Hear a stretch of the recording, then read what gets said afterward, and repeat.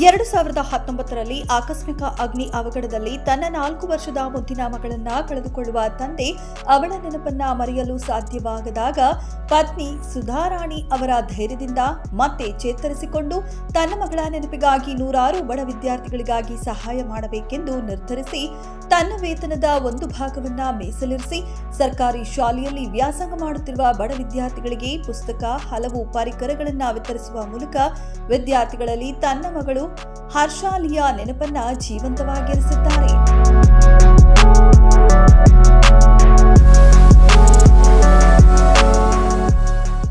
ಬೆಂಗಳೂರು ಪೂರ್ವ ವಿಭಾಗದ ಮಹಿಳಾ ಪೊಲೀಸ್ ಠಾಣೆಯಲ್ಲಿ ಎಎಸ್ಐ ಆಗಿ ಕರ್ತವ್ಯ ನಿರ್ವಹಿಸುತ್ತಿರುವ ಲೋಕೇಶಪ್ಪನವರು ಬೆಂಗಳೂರಿನಲ್ಲಿ ಹರ್ಷಾಲಿ ಫೌಂಡೇಶನ್ ವತಿಯಿಂದ ಭಾನುವಾರ ಸರ್ಕಾರಿ ಶಾಲಾ ಮಕ್ಕಳಿಗೆ ಉಚಿತ ನೋಟ್ಬುಕ್ ಹಾಗೂ ಶಾಲಾ ಪರಿಕರಗಳನ್ನು ವಿತರಣೆ ಮಾಡುವ ಕಾರ್ಯಕ್ರಮವನ್ನು ಹಮ್ಮಿಕೊಳ್ಳಲಾಗಿತ್ತು. ಕಾರ್ಯಕ್ರಮಕ್ಕೆ ಕರ್ನಾಟಕ ಕಟ್ಟಡ ಮತ್ತು ಇತರೆ ಕಾರ್ಮಿಕರ ಕಲ್ಯಾಣ ಮಂಡಳಿಯ ಮುಖ್ಯ ಕಾರ್ಯನಿರ್ವಾಹಕ ಅಧಿಕಾರಿ ಮತ್ತು ಕಾರ್ಯದರ್ಶಿ ರವಿ ಡಿ ಚೆನ್ನಣ್ಣವರ್ ಐಪಿಎಸ್ ಅವರು, ವೈಟ್ಫೀಲ್ಡ್ ಉಪವಿಭಾಗದ ಎಸಿಪಿ ರೀನಾ ಸುವರ್ಣ, ನಿವೃತ್ತ ಎಸಿಪಿ ಪಂಪಾಪತಿ ಸೇರಿದಂತೆ ಹಲವು ಗಣ್ಯರು ಆಗಮಿಸಿ ಬೆಂಗಳೂರು ಪೂರ್ವ ವಿಭಾಗದ ಮಹಿಳಾ ಪೊಲೀಸ್ ಠಾಣೆಯಲ್ಲಿ ಎಎಸ್ಐ ಆಗಿ ಕರ್ತವ್ಯ ನಿರ್ವಹಿಸುತ್ತಿರುವ ಲೋಕೇಶಪ್ಪನವರ ಸಮಾಜಮುಖಿ ಕಾರ್ಯಕ್ರಮಕ್ಕೆ ಶುಭ ಕೋರಿ ಹಲವು ಜಿಲ್ಲೆಗಳಿಂದ ಬಂದಂತಹ ಸರ್ಕಾರಿ ಶಾಲೆಯ ಮುಖ್ಯೋಪಾಧ್ಯಾಯರಿಗೆ ಪುಸ್ತಕ ಹಾಗೂ ಶಾಲಾ ಪರಿಕರಗಳನ್ನು ವಿತರಣೆ ಮಾಡಿದರು. ಜೊತೆಗಿರದ ಜೀವ ಎಂದೆಂದಿಗೂ ಜೀವಂತ ಎಂಬಂತೆ ಮಗಳು ಹರ್ಷಾಲಿಯನ್ನ ಜೀವಂತವಾಗಿರಿಸಿಕೊಂಡು ಹರ್ಷಾಲಿ ಫೌಂಡೇಶನ್ ಹೆಸರಿನಲ್ಲಿ 1000ಕ್ಕೂ ಹೆಚ್ಚು ವಿದ್ಯಾರ್ಥಿಗಳಿಗೆ ನೆರವು ನೀಡುವ ಮೂಲಕ ವಿದ್ಯಾರ್ಥಿಗಳ ನಗುವಿನಲ್ಲಿ ತಮ್ಮ ಮಗಳ ನೆನಪಿನ ಖುಷಿಯನ್ನ ಕಾಣುತ್ತಿರುವ ಸಮಾಜಮುಖಿ ಲೋಕೇಶಪ್ಪನವರ ಕಾರ್ಯಕ್ಕೆ ನಾವೆಲ್ಲರೂ ಕೈ ಜೋಡಿಸಿ ಮತ್ತಷ್ಟು ವಿದ್ಯಾರ್ಥಿಗಳಿಗೆ ನೆರವಾಗೋಣ ಎಂದು ಹೇಳುತ್ತಾ ಇವರ ಕಾರ್ಯ ಸಾಧನೆಗೆ ನಮ್ಮ ಪೊಲೀಸ್ ಟಿವಿ ಧನ್ಯವಾದಗಳನ್ನು ಅರ್ಪಿಸುತ್ತದೆ. ಹೀಗೆ ಕೆಲವೇ ವರ್ಷಗಳ ಹಿಂಭಾಗ ಪೊಲೀಸ್ ಕ್ವಾರ್ಟರ್ಸ್ನಲ್ಲಿ ನಮ್ಮ ಲೋಕೇಶ್ ದಂಪತಿಗಳ ಪುತ್ರಿ ಆಟ ಆಡುತ್ತಿರುವಾಗ ಯಾರೋ ಒಂದು ಹುಲ್ಲಿಗೆ ಹಾಕಿದ ಕಸಕ್ಕೆ ಹಾಕಿದ ಬೆಂಕಿ ಒಂದು ಚಿಕ್ಕ ಕಂದಮ್ಮನ ಜೀವವನ್ನು ತೆಗೆದುಕೊಂಡಿತು. ಇದು ಬಹಳ ದುಃಖಕರ ಸಂಗತಿ. ಇದು ಬಹಳ ಭಾರವಾದ ಹೃದಯದಿಂದ ನಾವು ಇದನ್ನು ಹೇಳಬೇಕಾಗ್ತದೆ. ನಾವು ಅನೇಕ ಕಡೆ ನೋಡಿದ್ದೀವಿ, ಇಂಥ ಘಟನೆಗಳು ಮೇಲಿನ ಮೇಲೆ ನಡೀತಾ ಇರ್ತವೆ. ನಮ್ಮೆಲ್ಲ ಅನುಕೂಲಕ್ಕೋಸ್ಕರ ಸರ್ಕಾರ ಒಂದು ನಿವೇಶನವನ್ನು ಮತ್ತು ಕಟ್ಟಡವನ್ನು ನಮಗೆಲ್ಲ ನೀಡ್ತಿದೆ. ಅದನ್ನು ನೀಟಾಗಿ ಇಟ್ಕೊಳ್ಳೋಕೆ ಕೂಡ ನಮ್ಮೆಲ್ಲರ ಕರ್ತವ್ಯ. ನಾವು ಇತ್ತೀಚೆಗೆ ಕೆಲವೇ ವರ್ಷಗಳ ನೋಡಿದ್ವಿ, ಏರ್ ಶೋ ನಡೀತಾ ಇತ್ತು. ಏರ್ ಶೋ ನಡಿಬೇಕಾದ್ರೆ ಅಲ್ಲೆಲ್ಲ ಸಿಕ್ಕಾಪಟ್ಟೆ 8 ಅಡಿ 10 ಅಡಿ ಎಲ್ಲ ಹುಲ್ಲೆಲ್ಲ ಬೆಳೆದಿತ್ತು. ಅದನ್ನು ಯಾರೂ ಅಬ್ಸರ್ವ್ ಮಾಡಲಿಲ್ಲ. ಯಾರೋ ಒಂದು ಹುಲ್ಲಿಗೆ ಬೆಂಕಿ ಹಾಕಿದ್ರು ನೂರಾರು ಸಾವಿರಾರು ವಾಹನಗಳು ಸುಟ್ಟು ಕರಕಲಾಗ್ಬೋದು. ಬೆಳಗಾಂನಲ್ಲಿ ಕೂಡ ಇಂಥದ್ದೊಂದು ಇನ್ಸಿಡೆಂಟ್ ಆಗಿತ್ತು. ಆ ಕಾರಣಕ್ಕೆ ಅಲ್ಲಿರ್ತಕ್ಕಂಥ ಅಧಿಕಾರಿಗಳು ಸ್ವಲ್ಪ ಜಾಗರೂಕತೆ ವಹಿಸಿದ್ನಪ್ಪ ಅಂದರೆ, ಅಥವಾ ಈ ಲೈನ್ನಲ್ಲಿ ಒಬ್ಬರು ಇನ್ಚಾರ್ಜಲ್ಲಿ ಇರ್ತಾರೆ ಕ್ಲೀನ್ ಮಾಡಲಿಕ್ಕೆಲ್ಲ, ಅವನ್ನೆಲ್ಲ ಮಾಡಿದ್ರೆ ಇಂಥ ಘಟನೆಗಳು ಆಗ್ತಿರ್ಲಿಲ್ಲ ಅಂತೇಳಿ ನಾನು ಹೇಳಕ್ಕೆ ಇಷ್ಟಪಡ್ತೇನೆ. ಗೆಳೆಯರೇ, ಈ ಸಂದರ್ಭದಲ್ಲಿ ನನಗೊಂದು ಘಟನೆ ನೆನಪು ಬರ್ತದೆ. ನಾವೆಲ್ಲ ದಾವಣಗೆರೆಯಲ್ಲಿ ಸಬ್ ಇನ್ಸ್ಪೆಕ್ಟರ್ ಇರ್ಬೇಕಾದ್ರೆ ಅಲ್ಲಿ ದಾವಣಗೆರೆಯಲ್ಲಿ ಮಂಡಕ್ಕಿ ಬಟ್ಟೆ ಜಾಸ್ತಿ. ಈ ಮಂಡಕ್ಕಿ ಬಟ್ಟೆಯಲ್ಲಿ ಬಡವರ ಮಕ್ಕಳು ಈ ಇದರಲ್ಲಿ ಒಲೆ ಉರಿ ಮಾಡುವಾಗ ಮತ್ತು ಅಕ್ಕಿ ಹಾಕಿ ಮಂಡಕ್ಕಿಯನ್ನು ಉರಿತಕ್ಕಂಥ ಕೆಲಸಗಳನ್ನು ಮೈನರ್ ಹುಡುಗರಿಗೆಲ್ಲ ಆಗ್ತಾಯಿದ್ರು. ಹೀಗಿರುವಾಗ ಒಬ್ಬ ಚಿಕ್ಕ ಬಾಲಕ, ಮೈನರ್ ಇರ್ತಕ್ಕಂಥವನು ಅಪ್ರಾಪ್ತ ಬಾಲಕ, ಆ ಬಾಣೆಲ್ಲ ಬಿದ್ದು ಸುಟ್ಕೊಂಡು ಸತ್ತೋಗ್ಬಿಡ್ತಾನೆ. ಆಗ ನಮಗೆಲ್ಲರೂ ಕೂಡ ಒಂದು ನೋವಾಗ್ತದೆ. ಆಗ ಶಿವರಾಮ್ ಸಾಹೇಬರು ಅಲ್ಲಿ DC ಅವರಾಗಿದ್ದರು. ಅವರೆಲ್ಲ ನಮ್ಮನ್ನೆಲ್ಲ ಕರೆದು, ನೋಡ್ರಿ ಇಂಥ ಒಂದು ಘಟನೆ ಆಯಿತು, ಇದಕ್ಕೆ ಏನಾದರೂ ಒಂದು ಮಾಡಬೇಕಲ್ಲ, ನೀವು ಪೊಲೀಸ್ ಮನಸ್ಸು ಮಾಡ್ರಿ ಏನಾದ್ರು ಒಂದು ಮಾಡ್ತೀರಿ ಅಂತೇಳಿ ಅವರು ಹೇಳಿದ್ರಿಲ್ಲ. ಸ್ವಲ್ಪ ಟೈಮ್ ಕೊಡಿ ಸರ್, ಏನಾದರೂ ಮಾಡೋಣ ಅಂತೇಳಿ ನಾವು ಡಿಸೈಡ್ ಮಾಡಿದ್ವಿ. ಆಗ ಒಂದು ಬೆಳಕು ಅಂತ ಒಂದು NGO ನಾವೆಲ್ಲ ಪೊಲೀಸ್ ಅಧಿಕಾರಿಗಳೆಲ್ಲ ಸೇರ್ಕೊಂಡು ಒಂದು ಬೆಳಕು ಅಂತ ಒಂದು NGO ಸಂಸ್ಥೆಯನ್ನು ಮಾಡಿದ್ವಿ. ಅಲ್ಲಿ ಮಣ್ಣಕ್ಕೆ ಬಟ್ಟೆಯಲ್ಲಿ ಕೆಲಸ ಮಾಡ್ತಕ್ಕಂಥ ಸುಮಾರು 60 ಬಾಲಕರನ್ನು ಹುಡುಕಿ ತಂದು ಅವರಿಗೆ ಸ್ಕೂಲಲ್ಲಿ ಅಡ್ಮಿಷನ್ ಮಾಡಿಸಿ ಮತ್ತು ಅವರಿಗೆ ಉಳ್ಕೊಳ್ಳಿಕ್ಕೆ ವಸತಿ ಮತ್ತು ಊಟದ ವ್ಯವಸ್ಥೆಯನ್ನು ನಾವು NGO ಮುಖಾಂತರ ಮಾಡಿದ್ವಿ. ಭಾಳ ಅಚ್ಚುಕಟ್ಟಾಗಿ ನಡೀತಾ ಇತ್ತು ಅದು. ಒಂದು ಈಗ I am talking about 20-25 years, 25 ವರ್ಷದಿಂದ. ಇತ್ತೀಚೆಗೆ ನಾವು ಅಲ್ಲಿಂದ ಬೇರೆ ಬೇರೆ ಕಡೆಗೆ ನಾವೆಲ್ಲ ವರ್ಗಾವಣೆ ಆದಮೇಲೆ ಅದು ಅಂಥ ಒಳ್ಳೆ ಬೆಳವಣಿಗೆ ಇಲ್ಲ ಅಂಥೇಳಿ ನನಗೆ ತಿಳಿದು ಬಂತು. ಆ ಥರನಾಗಿ ನಾವೆಲ್ಲರೂ ಮನಸ್ಸು ಮಾಡಿದರೆ ಏನಾದರೂ ಒಂದು ಒಳ್ಳೆ ಕೆಲಸ ಮಾಡಲಿಕ್ಕೆ ಸಾಧ್ಯ ಆಗುತ್ತೆ ಅಂತೇಳಿ ನಾನು ಹೇಳಕ್ಕೆ ಇಚ್ಛಪಡ್ತೀನಿ. ಜೊತೆಗೆ ಇನ್ನೂ ಒಂದು ಇನ್ಸಿಡೆಂಟ್ ಅನ್ನು ನೆನಪಾಗ್ತಾ ಇದೆ. ಹಿಂದೆ ನಿಮಗೆ ನೆನಪಿರುವಾಗ ಒಂದು ದೊಡ್ಡ ಸುನಾಮಿ ಬಂದು ಕರಾವಳಿಯಲ್ಲಿ ಅನೇಕ ಜನ ಸಮುದ್ರ ಪಾಲಾದರು. ನಮ್ಮ ಚೂಡಾಮಣಿ ಅಂತೇಳಿ ನಮ್ಮಲ್ಲಿ ಜೊತೆ ಕೆಲಸ ಮಾಡಿದವರೊಬ್ಬರು, ಅವರು ಅವತ್ತಿನ ದಿನ ಸಮುದ್ರ ತೀರಕ್ಕೆ ಮಕ್ಕಳು ಸಮೇತ ಕುಟುಂಬ ಸಮೇತ ಎಲ್ಲ ಹೋಗಿದ್ರು. ಆ ಸಮುದ್ರ ಅಲೆಗೆ ಅವ್ರ ಮಕ್ಕಳೆಲ್ಲ ಇದಕ್ಕೆ ಸಮುದ್ರ ತೆಲೆಗೆಲ್ಲ ಸಮುದ್ರ ಪಾಲಾದು. ಆಗ ಅವರು ನಿರ್ಧಾರ ಮಾಡಿದರು, ಇನ್ನು ಮಕ್ಕಳೆಲ್ಲ ಸತ್ತೋದು, ಈ ದಿಕ್ಕಿನಲ್ಲಿ ನಾವು ಇರೋದು ಯಾಕೆ, ನಾವು ಕೂಡ ಸತ್ತೋಗ್ಬಿಡೋಣ ಅಂತ ನಿರ್ಧಾರ ಮಾಡಿದ್ರು ಅವರು. ಆವಾಗ ಏನಾಯಿತು, ನೆಕ್ಸ್ಟ್ ಡೇ ಪೇಪರಲ್ಲಿ ಬಂತು, ಇಷ್ಟು ಜನ ಮಕ್ಕಳು ಸತ್ತೋದ್ರು, ಇಷ್ಟು ಜನ ತಂದೆ ಸತ್ತೋಗಿದ್ದಾರೆ, ಮಕ್ಕಳು ಅನಾಥರಾಗಿದ್ದಾರೆ ಅಂತೇಳಿ. ಆವಾಗ ಅವ್ರು ಯೋಚನೆ ಬಂತು, ನಮ್ಮ ಮಕ್ಕಳು ಸತ್ತೋದ್ರು ಕೂಡ ಬೇರೆಯವ್ರ ಮಕ್ಕಳು ಬದುಕಿದ್ದಾರೆ, ಆ ಮಕ್ಕಳು ನಾವು ಯಾಕೆ ಸಾಕಬಾರ್ದು ಅಂತ ಅವರಿಬ್ಬರು ದಂಪತಿಗಳು ನಿರ್ಧಾರ ಮಾಡಿದರು. ಆಗ ಅಲ್ಲಿ ಈ ಅನಾಥ ಮಕ್ಕಳನ್ನು ಅವರು ಸಂಬಂಧಪಟ್ಟ ಡಿ ಸಿ ಅವರಿಗೆಲ್ಲ ಪತ್ರ ಬರೆದು ಅನಾಥ ಮಕ್ಕಳನ್ನ ತಮ್ಮ ವಶಕ್ಕೆ ತಕ್ಕೊಂಡು ಸಾಕ್ಲಿಕ್ಕೆ ಸಹಾಯ ಮಾಡಿ ತಮ್ಮ ಜೀವನವನ್ನು ರೂಪಿಸಿಕೊಂಡ್ರು. ಅದೇ ತೆರನಾಗಿ ಮತ್ತು ನಮ್ಮ ಲೋಕೇಶ್ ದಂಪತಿಗಳು ಅವರು ತಮ್ಮ ಮಗಳನ್ನು ಕಳ್ಕೊಂಡ್ರು ಕೂಡ ಬೇರೆ ಬೇರೆ ಮಕ್ಕಳ ವಿದ್ಯಾಭ್ಯಾಸಕ್ಕಾಗಿಯೇ ಇವತ್ತಿನ ದಿನ ಇಂಥ ಕಾರ್ಯಕ್ರಮಕ್ಕೆ ಒಂದು ಚಾಲನೆ ನೀಡಿರ್ತಕ್ಕಂಥದ್ದು ತುಂಬ ಸಂತೋಷವಾದ ವಿಚಾರ.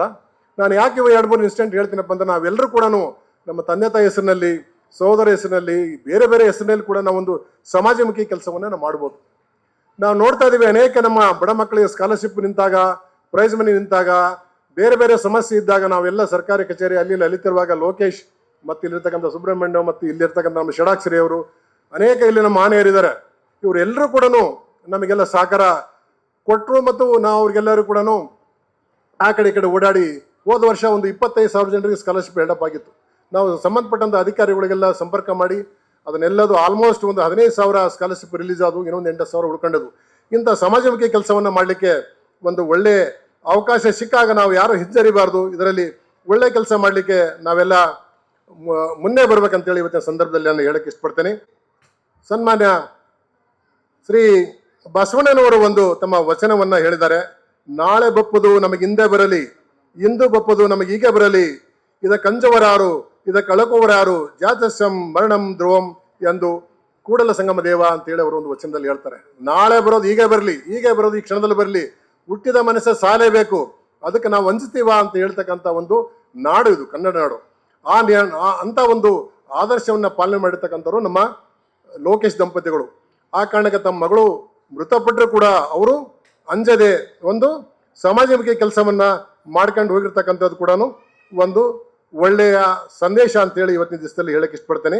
ಅಕ್ಕಮಾದೇವರು ತಮ್ಮ ಒಂದು ವಚನ ಹೇಳ್ತಾರೆ, ನಾಳೆ ಬರುವುದು ನಮಗೆ ಹಿಂದೆ ಬರಲಿ, ಹಿಂದೆ ಬರುವುದು ನಮಗೆ ಈಗಲೇ ಬರಲಿ, ಆಗೀಗ ಎನ್ನದಿರು ಚೆನ್ನ ಮಲ್ಲಿಕಾರ್ಜುನ. ಅವ್ರು ಹೇಳ್ತಾರ, ಕಷ್ಟ ಏನಾದ್ರು ಜೀವನದಲ್ಲಿ ಬರ್ತಕ್ಕಂಥ ಕಷ್ಟಗಳು, ನೋವುಗಳು, ದುಃಖಗಳು ಏನು ಬರ್ತಾವೆ ನಾಳೆ ಬೇಡ, ಇವತ್ತ ಬರಲಿ, ಇವತ್ತಲ್ಲ ಈಗ ಬರಲಿ, ಅವಕ್ಕೆಲ್ಲ ನಾವೆಲ್ಲ ಅಂಜಲ್ಲ ಅಂತ ಹೇಳ್ತಾರೆ.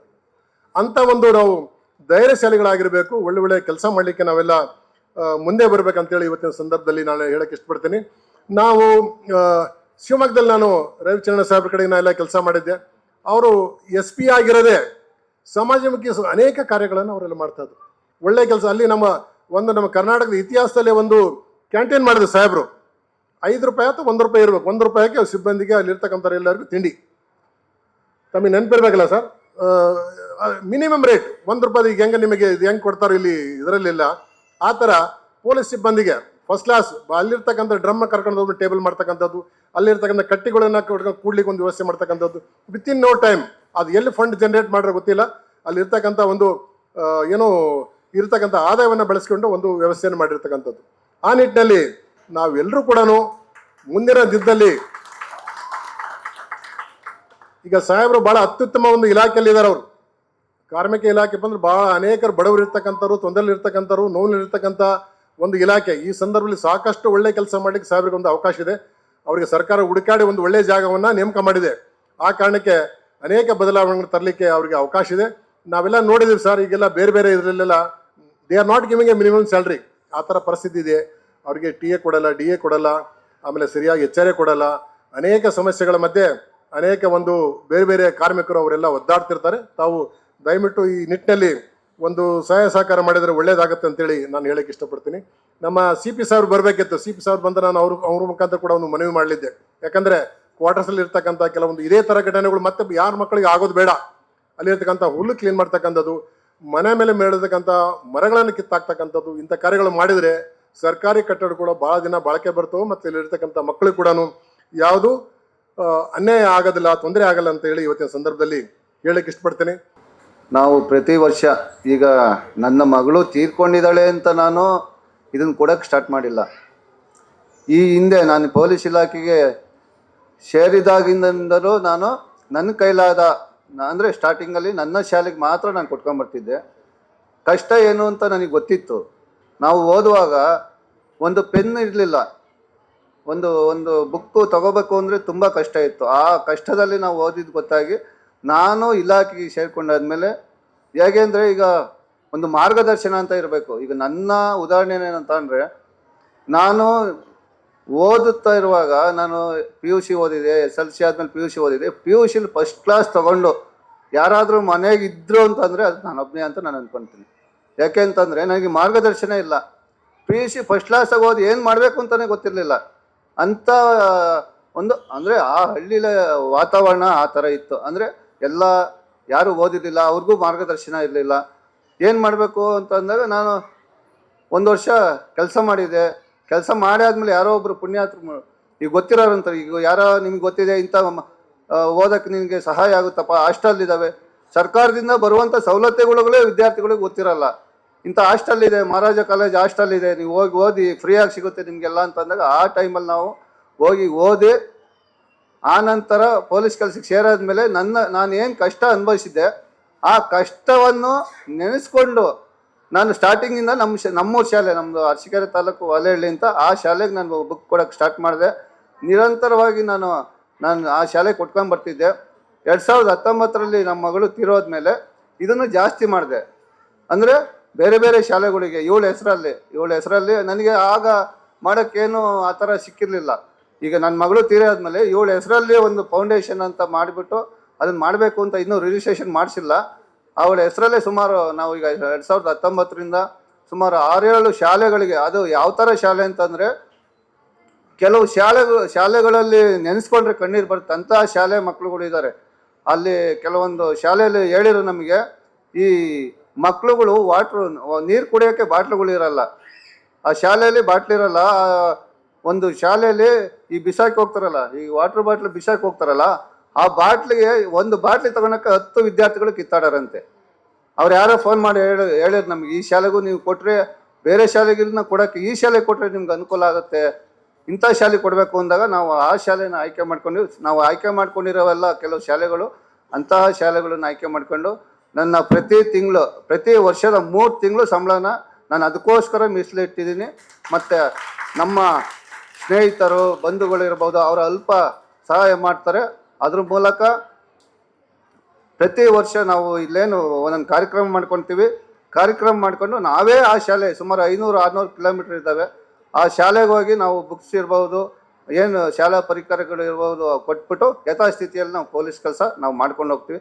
ಯಾಕೆಂದರೆ ಪೊಲೀಸ್ ಕೆಲಸದಲ್ಲಿ ಏನಾರ ಒಂದು ಸಣ್ಣದು ಏನೋ ಒಂದು ಮಾಡಿದ್ರೆ ಅದು ದೊಡ್ಡದಾಗಿ ತೋರಿಸ್ತಾರೆ. ಎಲ್ಲರಿಗೂ ಗೊತ್ತಿರ್ಬೋದು, ಇಲ್ಲಿ 90% ಇರೋದೆಲ್ಲ ಪೊಲೀಸ್ ಮತ್ತು ಪೊಲೀಸ್ ಫ್ಯಾಮಿಲಿ ಇದ್ದಾರೆ. ಏನೋ ಒಂದು ಸಣ್ಣದಾದರೆ ಈಗ ಇರೋದು 50,000 70,000 ಪೊಲೀಸರು ಇದ್ದಾರೆ. ಬೇರೆ ಏನೋ ಡೆಲ್ಲಿಲಿ ಯಾರೋ ಒಂದು ಸಣ್ಣ ಕೆಲಸ ತಪ್ಪು ಮಾಡಿದಂದರೆ ಇಡೀ ಪೊಲೀಸ್ ಡಿಪಾರ್ಟ್ಮೆಂಟ್ಗೆ ಅದನ್ನು ಅಂಟಿಸ್ತಾರೆ. ಆದರೆ ಅದು ಇದೇ ಥರ ಕಾರ್ಯಕ್ರಮ ಮಾಡ್ಕೊಂಡು ಹೋಗೋದು ಯಾರೂ ಅದನ್ನು ಪ್ರಚಾರ ಮಾಡಲ್ಲ. ಈಗ ಒಳ್ಳೆ ಕೆಲಸ ಮಾಡೋದನ್ನು ಪ್ರೋತ್ಸಾಹಿಸಬೇಕು.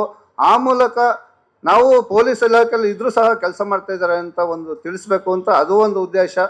ಎರಡನೇದು ಬಂದ್ಬಿಟ್ಟು ನಾವೇನು ಈ ಕಾರ್ಯಕ್ರಮ ಮಾಡ್ತಾಯಿದ್ದೀವಿ, ಈ ಕಾರ್ಯಕ್ರಮವನ್ನು ನೆಕ್ಸ್ಟು ನಮ್ಮದು ಫೌಂಡೇಶನ್ ರಿಜಿಸ್ಟ್ರೇಷನ್ ಆದಮೇಲೆ ಈಗ ಬೇರೆ ಬೇರೆ ಕಾರ್ಯಕ್ರಮಗಳು, ಈಗ ರಿಸರ್ಚ್ ಪರ್ಸನ್ಗಳಿದ್ದಾರೆ, ಅಂಥವ್ರನ್ನೆಲ್ಲ ಕರ್ಕೊಂಡೋಗಿ ಶಾಲೆಗಳಲ್ಲಿ ಅವ್ರಿಗೆ ಮಾರ್ಗದರ್ಶನ ಕೊಡೋದಿರ್ಬೋದು.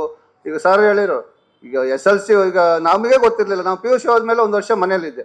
ಅದೇ ಥರ ಈಗ SLC ಆದಮೇಲೆ ಏನು ಮಾಡಬೇಕು ಅಂತಲೇ ಗೊತ್ತಿಲ್ಲದವರಿಗೆ ಏನೇನು ಮಾಡ್ಬೋದು, ಬರೀ ವಿದ್ಯೆಯಿಂದ ಅಥವಾ ಒಂದೇ ಸರ್ಕಾರಿ ಕೆಲಸದ ಮೂಲಕ ಹೋಗ್ಬೇಕು ಅಥವಾ ಬೇರೆ ಅಂತ ಅಲ್ಲ, ಏನೇನು ಮಾಡ್ಬೋದು ಅಂತ ಬುಕ್ ಬರೆದಿದ್ವಿ ಅಂತಂದ್ರೆ ಅದೇ ಥರ ಅವೆಲ್ಲ ಏನು ಶಾಲೆಗಳಿಗೆ ಕೊಟ್ಕೊಂಡು ಏನು ಕಾರ್ಯಕ್ರಮಗಳು ಮಾಡಬೇಕು ಎಲ್ಲರನ್ನೂ ಕೈ ಜೋಡಿಸ್ಕೊಂಡು ನೀವೆಲ್ಲ ಎಷ್ಟು ಸಹಾಯ ಮಾಡ್ತಿದ್ದಾರೆ ಅಂದರೆ ನಮ್ಮ ಈಗ ಇಲ್ಲ ಬಂದಿರೋರೆಲ್ಲ ನಮ್ಮ ಕ್ವಾರ್ಟರ್ಸ್ ಅವರು. ನಾವು 2019ರಲ್ಲಿ ನನ್ನ ಮಗಳು ಈಗ ಶಿವಾಜಿನಗರ ಕ್ವಾರ್ಟರ್ಸಲ್ಲಿ ತೀರ್ಕೊಂಡಾಗ ನಾವೇ ಮುಂದೆ ನಿಂತು ಹೋಗಿ ಇದೆಲ್ಲ ನಮಗೆ ಬೇರೆ ಕ್ವಾರ್ಟರ್ಸ್ ಕೊಡಿಂದಾಗ ಅಲ್ಲಿರೋದನ್ನೆಲ್ಲ ಬಿನ್ನಿಮಿಲ್ ಪೊಲೀಸ್ ಕ್ವಾರ್ಟರ್ಸಿಗೆ ಅಲ್ಲಿಗೆ ಮತ್ತು ಆಡ್ಗೋಡಿ ಪೊಲೀಸ್ ಕ್ವಾರ್ಟರ್ಸಿಗೆ ಅಲ್ಲಿಂದ ಕಳಿಸ್ಕೊಟ್ರು.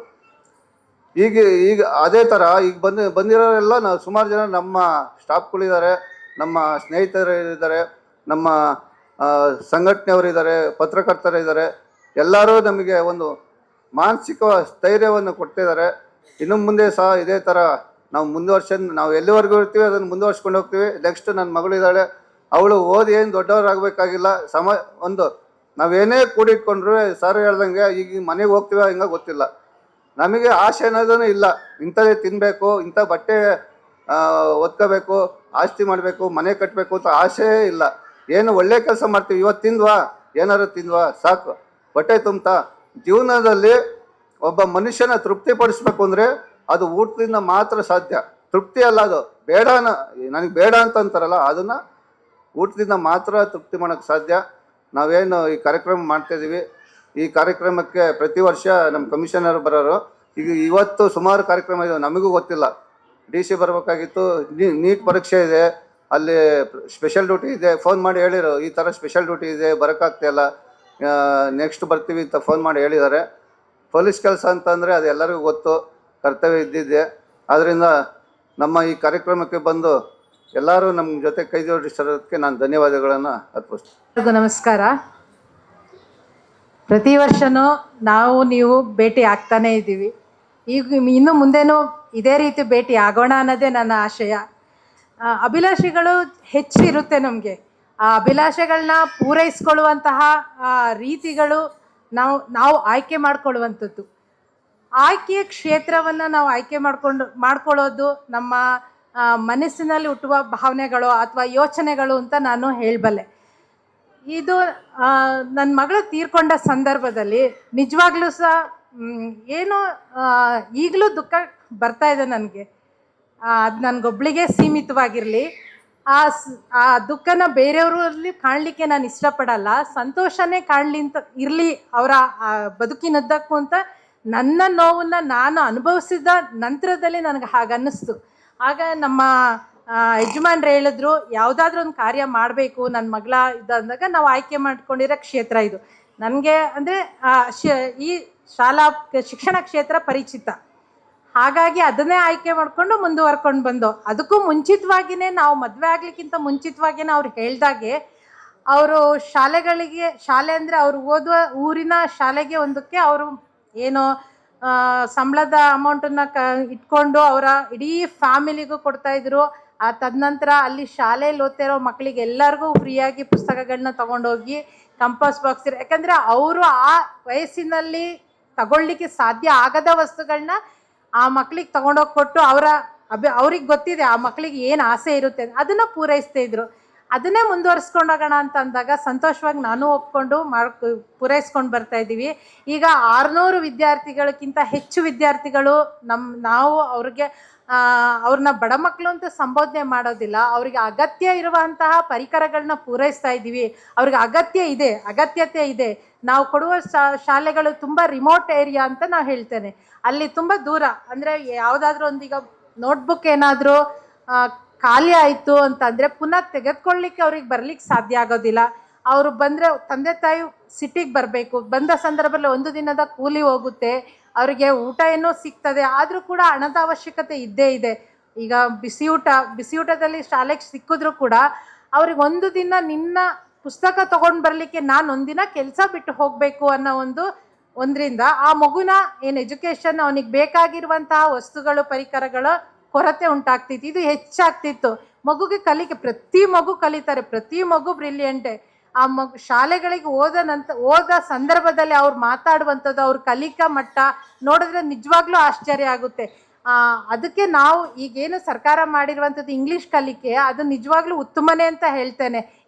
ಈ ಏನು ಸಿಟಿಲಿ ಓದುವಂತಹ ಮಕ್ಕಳಿಗೆ ಪೈಪೋಟಿಯಾಗಿ ಅವ್ರು ಕಲಿತಾ ಇದ್ದಾರೆ. ಅದಕ್ಕೆ ಅವರಿಗೆ ಪರಿಕರಗಳ ಕೊರತೆ ಇರ್ತಾ ಇತ್ತು, ಸಫಿಷಿಯೆಂಟ್ ಬುಕ್ಗಳು ಇರ್ತಾ ಇರಲಿಲ್ಲ. ಅದನ್ನು ನಾವು ಸಹಾಯ ಮಾಡೋದ್ರಿಂದ ಆ ಮಗು ಅದರಲ್ಲೂ ಕೂಡ ಚೇತರಿಕೆ ಕಂಡುಕೊಂಡು ಕಲಿಕೆಯಲ್ಲಿ ಉತ್ತಮ ಆಗ್ತಾ ಇದ್ದೇನೆ, ಕಲೀಲಿಕ್ಕೆ ಹುಮ್ಮಸ್ಸು ಬರ್ತಾ ಇದೆ. ಅವ್ರ HMಗಳು ಶಿಕ್ಷಕರು ಹೇಳ್ತಾರೆ, ನೀವು ಕೊಟ್ಟ ಪುಸ್ತಕನ ಒಂದು ಪೇಜನ್ನು ವೇಸ್ಟ್ ಮಾಡದೆ ನೀಟಾಗಿ ಬಳಸ್ಕೊಳ್ತಾರೆ ಮೇಡಮ್.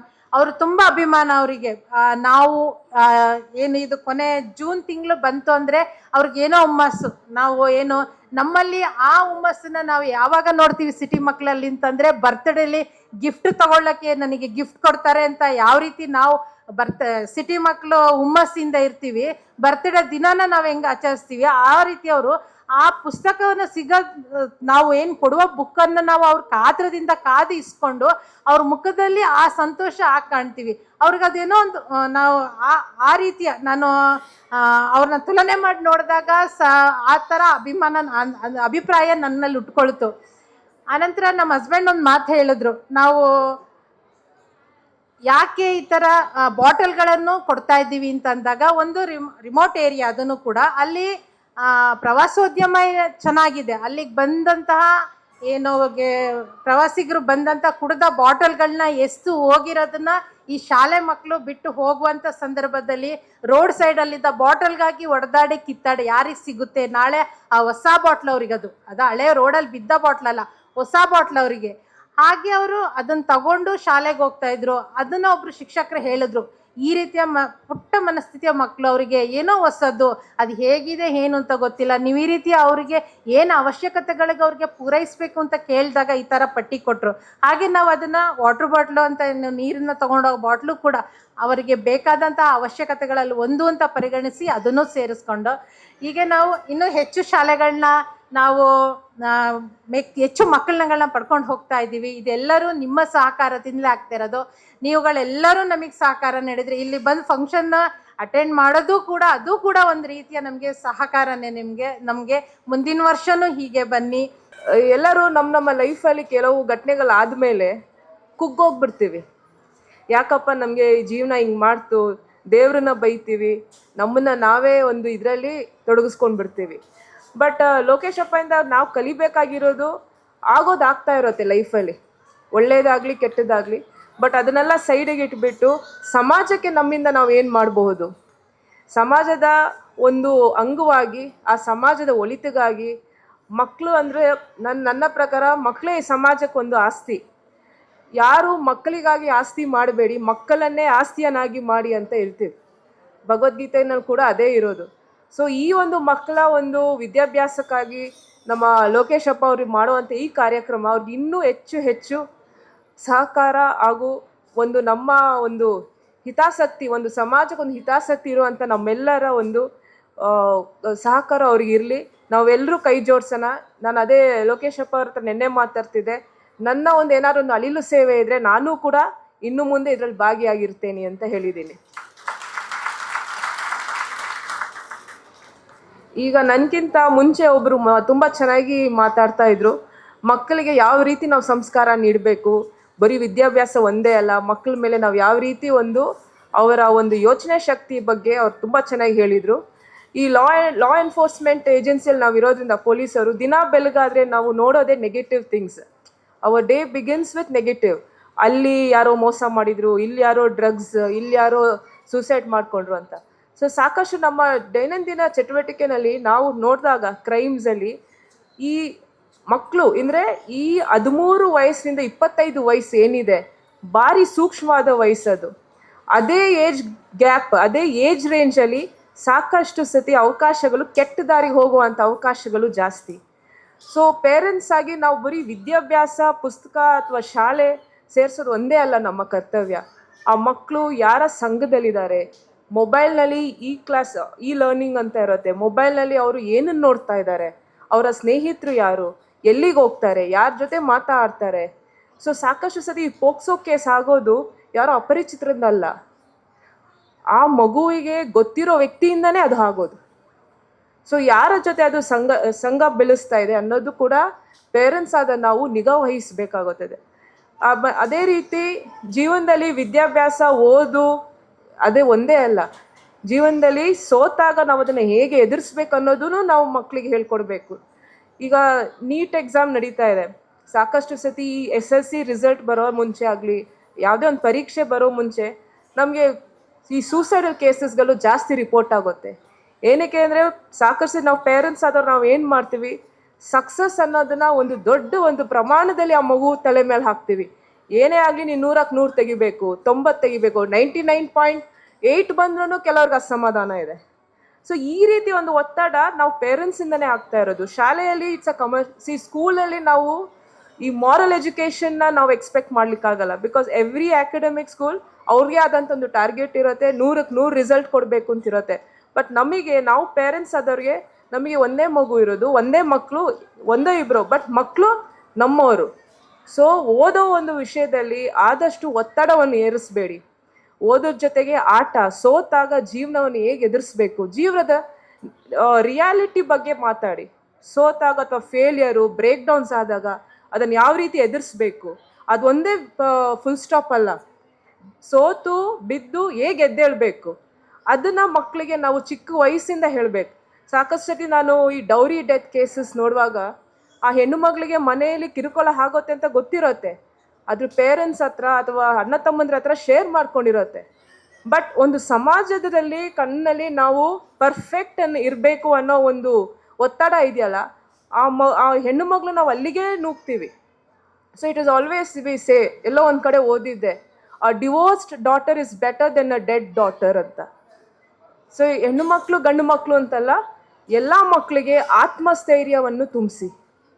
ಅದು ವಿದ್ಯಾಭ್ಯಾಸದಿಂದ ಆಗಿರ್ಬೋದು, ಸ್ಪೋರ್ಟ್ಸಿಂದ ಆದರೂ ಆಗಿರ್ಬೋದು, ಅಥವಾ ಅವ್ರ ಹವ್ಯಾಸದಿಂದ ಆಗಿರ್ಬೋದು, ಅಥವಾ ಎನಿ ಸ್ಪೆಷಲ್ ಎಕ್ಸ್ಟ್ರಾ ಕರಿಕ್ಯುಲರ್ ಆ್ಯಕ್ಟಿವಿಟಿಯಿಂದ ಆಗಿರ್ಬೋದು. ಆತ್ಮವಿಶ್ವಾಸ, ಆತ್ಮಸ್ಥೈರ್ಯವನ್ನು ಫಸ್ಟ್ ನಾವು ತುಂಬಿಸ್ಬೇಕಾಗಿರೋದು ನಮ್ಮೆಲ್ಲರ ಜವಾಬ್ದಾರಿ.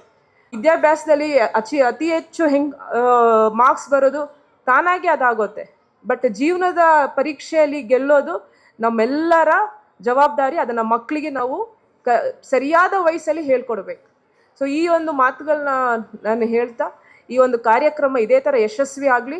ನಮ್ಮ ಲೋಕೇಶಪ್ಪ ಇನ್ನೂ ಸಾಕಷ್ಟು ಮಕ್ಕಳಿಗೆ ಇದೇ ಥರ ಒಂದು ಕಾರ್ಯಕ್ರಮಗಳು ನಡೆಸಿ ಅವರ ಜೀವನವನ್ನು ಬೆಳಗಿಸ್ಲಿ. All the best Lokeshappa. Thank you.